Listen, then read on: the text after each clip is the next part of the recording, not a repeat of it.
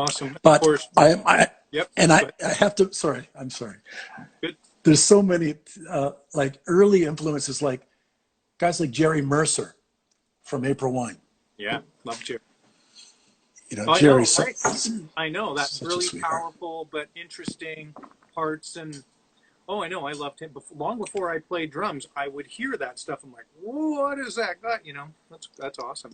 And Graham Lear, you know, with the Gino Yeah. Vanelli stuff. Oh, love Graham. In fact, I was supposed to have a lesson with Graham, and then the whole COVID thing had happened and whatnot. He is such a monster. Lives down in Niagara on the Lake, Hmm. and yeah, and another Gretsch guy too. He loves his Gretsch drums, and Well, that's part of what, you know, aside from my one teacher, Dave James, who played Gretsch, he was a huge influence on me with the Gretsch stuff. You know, Graham as well playing the Gretches, and you're like, what's that sound? Okay, how can I yeah. get that happening? You know. What is it that caught your ear about Gretsch drums? Well, I mean, when you hit a Gretsch drum and when you hear it, you hear the point, but you also hear the warmth in the wood. That's for me. My ears hear that, and when the stick hits the drum, there's a beautiful kind of, I don't know. It's like a softness to it, like Oh, it's this fun. this it's butter. The stick really sinks into the drum, and you can pull those tones out. And the other thing about the Gretsch stuff is that you can tune them however you know you need to for whatever the music's calling for, like, you know, down low, medium, high for the jazz stuff, whatever. It's incredibly versatile and warm and pointed sounds. Yes. I love the Gretsch stuff. Love it. What do you have for Gretsch drums now? Are you near your drum kit? Could we Yeah, have a I'm little? I'm right beside it. Oh, well, it's right behind me actually. Woohoo! There they are. Tell everybody what the drum kit is. Should we do a little tour? Let's do a tour. Okay, I'm going to take the phone off. It might get a little jiggly for a That's second here. good. All I'm a right, here. little jiggly right now from being in the house for 6 weeks. I think, yeah, no kidding. I think I'll turn the camera around so you don't see my ugly mug. Here we go, and I'll just describe what I got. So this is my basic kit. This is the 20 by 14-inch bass drum that I was referring to from. This is from 1977. So this drum is. It's got the stop sign badge with that great Gretsch sound badge. Oh They're a yeah. little dusty right now, sorry. And then the 12 here, that's a 12 by 8, and that's from the early 80s. And then I've got the 15 by, I think it's 15 by 13 floor tom, Wow. which is kind of an unusual size, but it's a monstrous sound. And then this snare drum, this was made last year by the folks down in South Carolina at the factory, and I sent my 8-inch Gretsch drum, this guy right here. Oh, I sent that guy down to South Carolina so that they could match the color to make this USA custom snare for me, round edge. they nailed that, eh?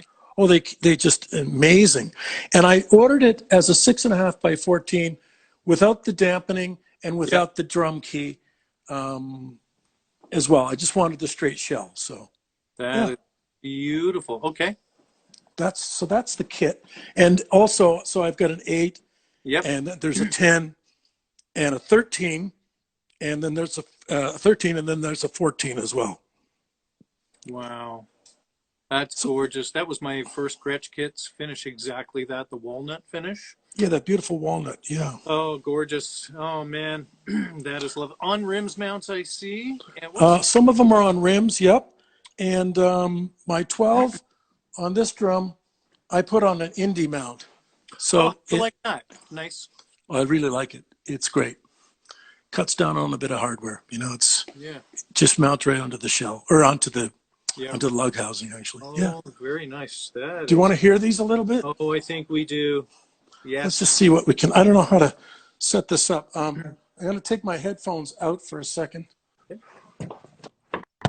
Ta-da. Okay. I don't know if you can see that. Yeah, we can.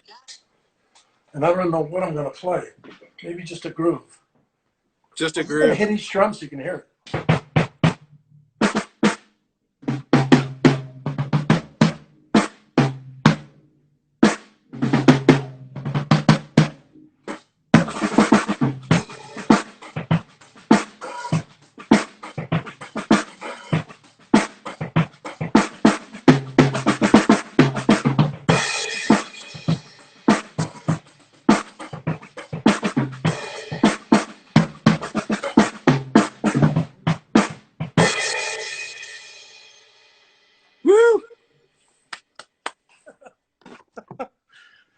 I love it. A little bit Man, of that wreck. real signature thing that you have, just that funky, feel good stuff, man. Made me want to take Thanks. the jacket off. No, Thanks. that is awesome. So the drum, what is the snare drum on the couch? Was that a Gretsch snare drum? Is there another Yeah, snare? that's the Oh, 6.5 by 14 hand hammered brass. I like the look of that drum. That's Yeah. the full range series, is it? Yes, it is. That's a beauty. When did you get that?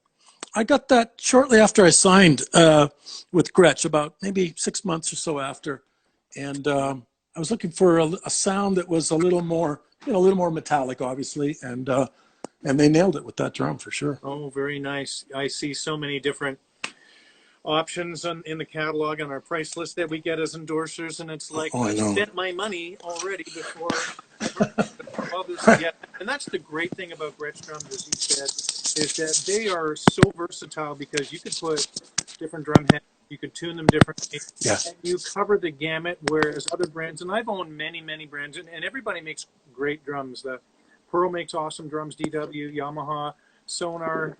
sure they do. They make awesome drums, but for me, it's just something that speaks about a Gretsch drum, and I've noticed that they are super versatile. I started, and I had coated ambassadors with coated dips on the bottoms on my walnut kit that I had, but then I got some other Gretsch drums and put pins on them, so they were more in vogue of that recording custom vibe. So we are getting a few comments here. Hey, Oh, Charlie. really? Oh my God.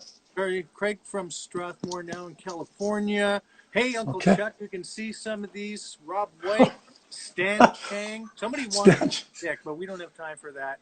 Somebody wanted what? Somebody wanted Moby Dick.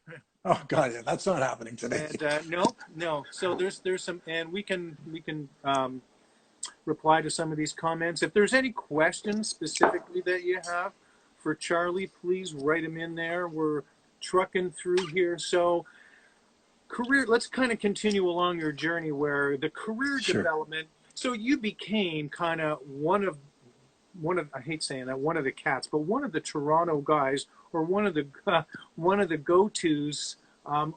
Why you, and why not somebody else, and why not? What separates you from somebody that's a weekend drummer? What is it that makes you be chosen by A-list players?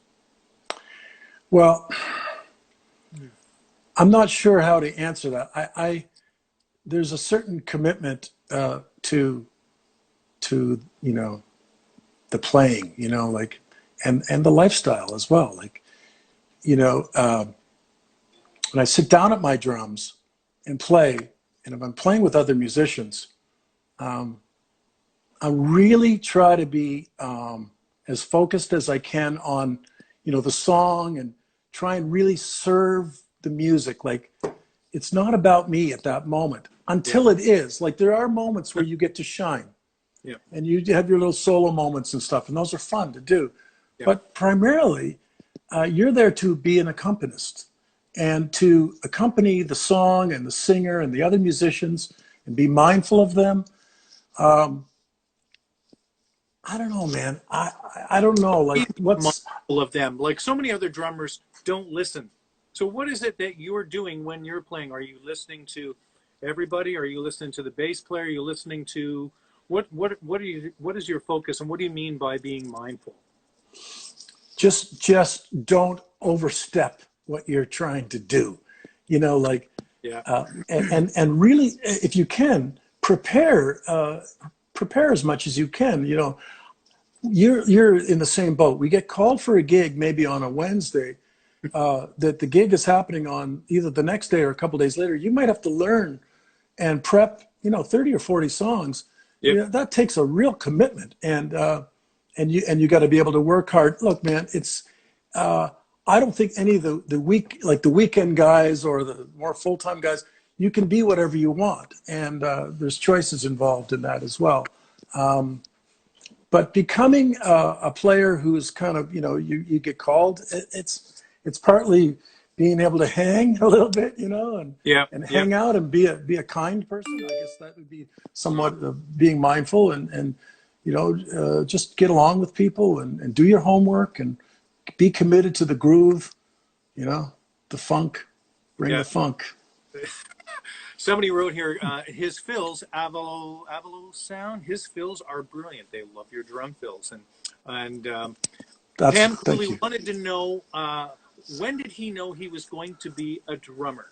When did you know? Thanks for that question, Pam. Pam is my dear sister in Halifax. Um, Hi, I Pam. knew when I was about maybe 13 years old, my eldest sister, Janet, took me to a concert, my very first concert, which was the band Lighthouse. Oh, And Lighthouse was doing a concert at the Capitol Theater in Halifax. oh.